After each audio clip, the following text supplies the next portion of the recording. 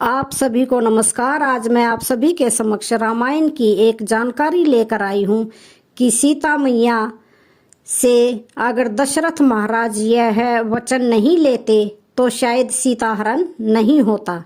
जब भगवान श्री राम, लक्ष्मण, भरत और शत्रुघ्न चारों भाइयों की शादी हो गई और बारात लौटकर वापस अयोध्या नगरी में आई तो महाराज दशरथ ने अपनी पत्नी कौशल्या से कहा कि कौशल्या, एक बात आप लोग हमेशा गांठ बांध ले, क्योंकि आज तक आप सिर्फ और सिर्फ 4 बेटों की माँ थी और आज के बाद आप लोग माँ होने के साथ साथ 4 बहुओं की सास भी बन चुकी हैं।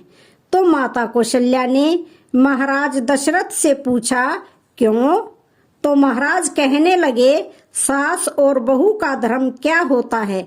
दूसरे की बेटी हमारे घर में बहू बनकर आई है और सास का यह धर्म बनता है कि उसकी रक्षा ठीक उसी प्रकार करनी चाहिए जैसे आंखों की रक्षा पलक करती है। और नाना प्रकार के उपदेश दिए, बहुत तरह से उन्होंने उनका धर्म समझाया। उसके बाद 2-4 दिन निकल गए तो एक दिन महाराज दशरथ के दिमाग में एक बात आई। महाराज ने विचार किया कि क्यों ना मैं अपनी 4 बहुओं की परीक्षा ले लूं, मेरी कौन सी बहू कितनी चतुर है। तो महाराज दशरथ ने अपनी 4 बहुओं को भगवान श्री राम, लक्ष्मण, भरत और शत्रुघ्न चारों बेटों की पत्नियों को सीता, मांडवी, श्रुति, कीर्ति और लक्ष्मण की पत्नी उर्मिला, इन चारों को अपने पास बुलाया और चारों को पास में बुलाकर इनको एक बात कही कि देखो बेटा, तुम चारों मेरी पुत्रियों के समान हो। अगर मेरी पुत्रियां हो तो मेरा एक आदेश है तुम्हारे लिए। चारों बहुएं डर जाती हैं कि महाराज आदेश कर रहे हैं। सभी ने कहा, कहो पिताजी, क्या आदेश है? महाराज ने कहा, आदेश यह है कि आप आज चारों अलग अलग रसोई बनाओगी। तुम चारों अपने अपने हाथ से मेरे लिए खाना बनाकर लेकर आओगी और फिर देखते हैं कौन सी बहू कितनी चतुर है और कितनी जल्दी खाना लाती है। अब चारों बहुएं वहां से चली गई। सभी के दिमाग में यह बात आई कि मैं पहले पहुंच जाऊं और सभी ने भोजन बनाना शुरू कर दिया। 56 प्रकार के व्यंजन बनाकर तैयार किए तो सबसे पहले भरत की पत्नी, जिसका नाम मांडवी, वह खाना लेकर चली गई। उन्होंने बहुत अच्छे से थाली को सजा लिया। सारी थाली में तरह तरह के पकवान रखे और वह थाली जाकर महाराज के सामने रख दी। जिस चौकी पर महाराज दशरथ बैठे हुए थे वहीं उन्होंने थाली ले जाकर रख दी और कहा, पिताजी भोजन करिए। लेकिन मांडवी एक चीज भूल गई थी कि खाना खाने वाले को खाना देने से पहले पानी भी दिया जाता है। महाराज दशरथ ने देखा कि यह भरत की पत्नी आई है, चलो कोई बात नहीं, अभी छोटी है, नादान है, शायद अकल आ जाएगी।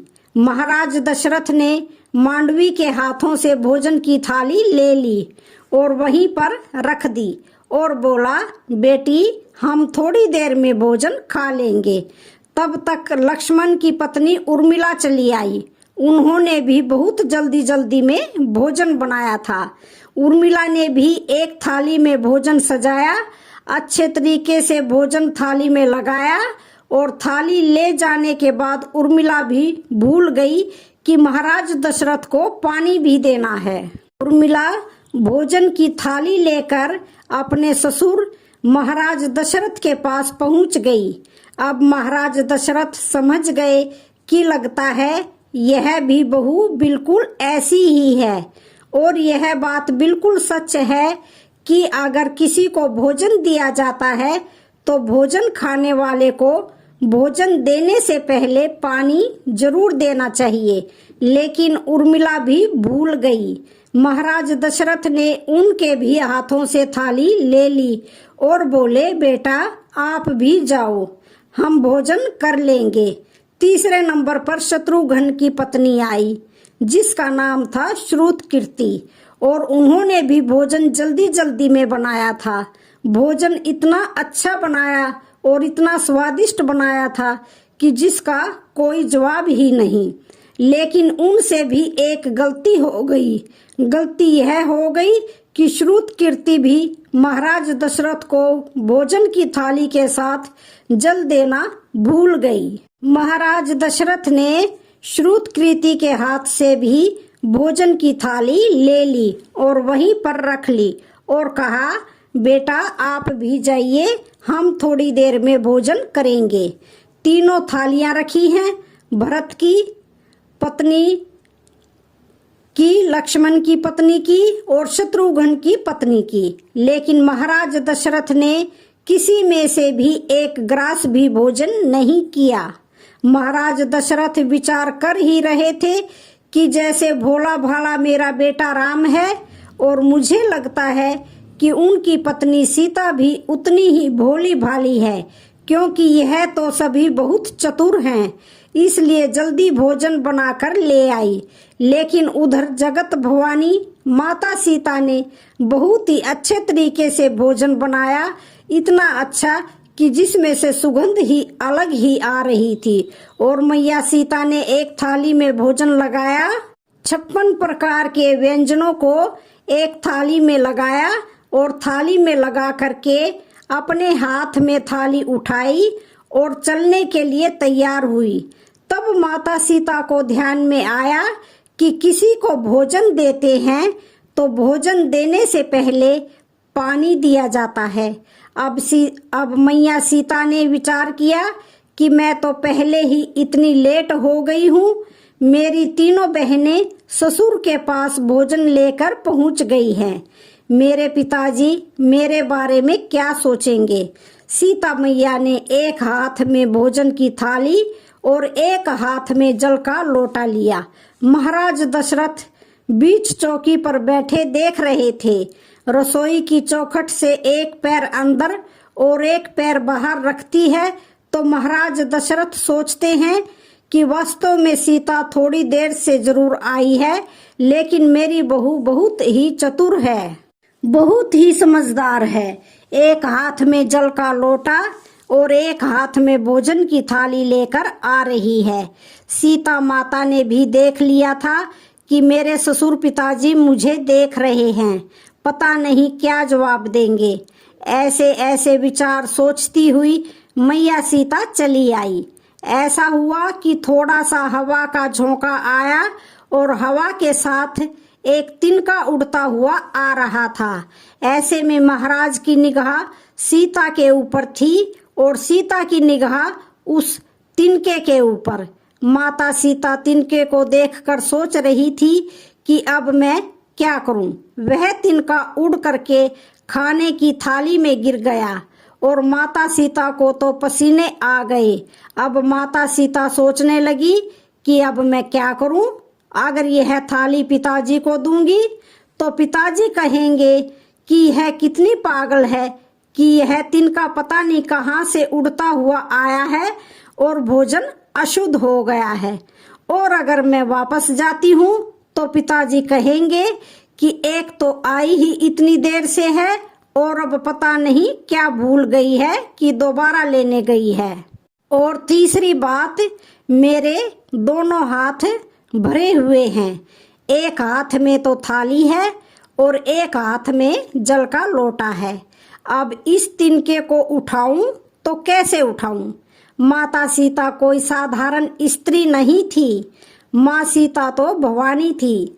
भवानी माता को ऐसी बातें सोचते सोचते क्रोध आ गया।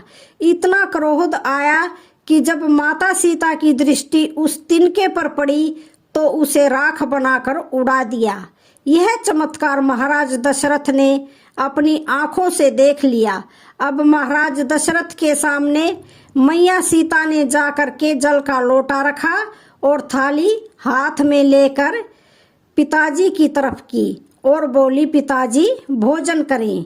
महाराज दशरथ ने थाली हाथ में ले ली और थाली हाथ में लेकर के थाली को रख दिया।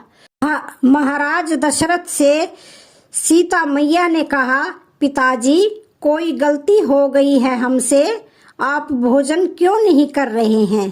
तो महाराज दशरथ ने कहा, बेटा मैं तुम्हारे हाथ का भोजन नहीं करूंगा। मैया सीता घबरा गई, पिताजी ऐसी कौन सी भूल हो गई है हमसे जो आप मेरे हाथ का भोजन नहीं करना चाहते? महाराज दशरथ ने कहा, हाँ बेटा मैं तुम्हारे हाथ का भोजन करूंगा ही नहीं। माता सीता ने कहा, क्यों नहीं करेंगे पिताजी?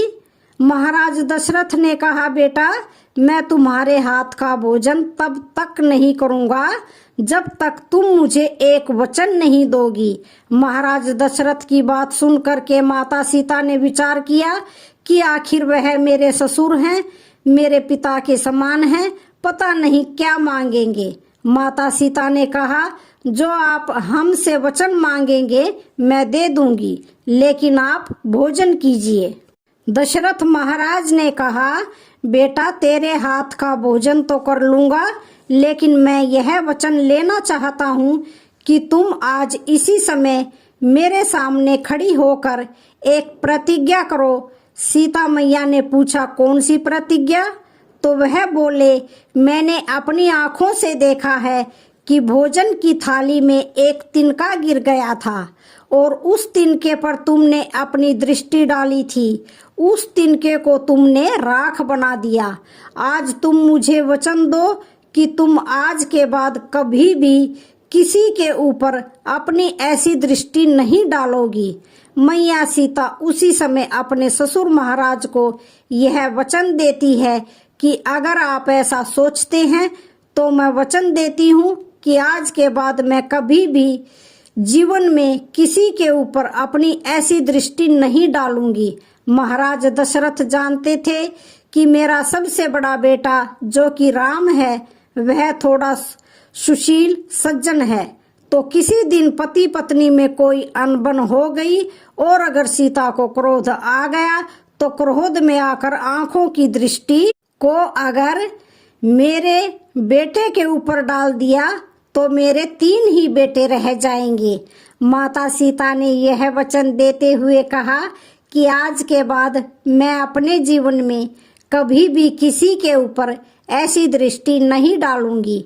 जिस समय मैया सीता लंका में थी, जब रावण सीता को तलवार लेकर धमका रहा होता है, तो मैया सीता एक तिनके की तरफ देखकर सोचती है कि अरे तिनके, अगर उस दिन तू मेरा दुश्मन ना होता, मेरे पिता समान ससुर मुझसे यह वचन न लेते, तो शायद आज रावण मुझे डरा ना रहा होता, इसे मैं कब का जलाकर राख बना देती।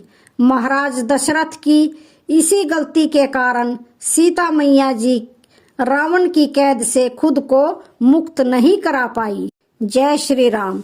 तो आज की वीडियो का यहीं पर समापन होता है। वीडियो अच्छी लगे तो चैनल को लाइक शेयर सब्सक्राइब जरूर करें। धन्यवाद।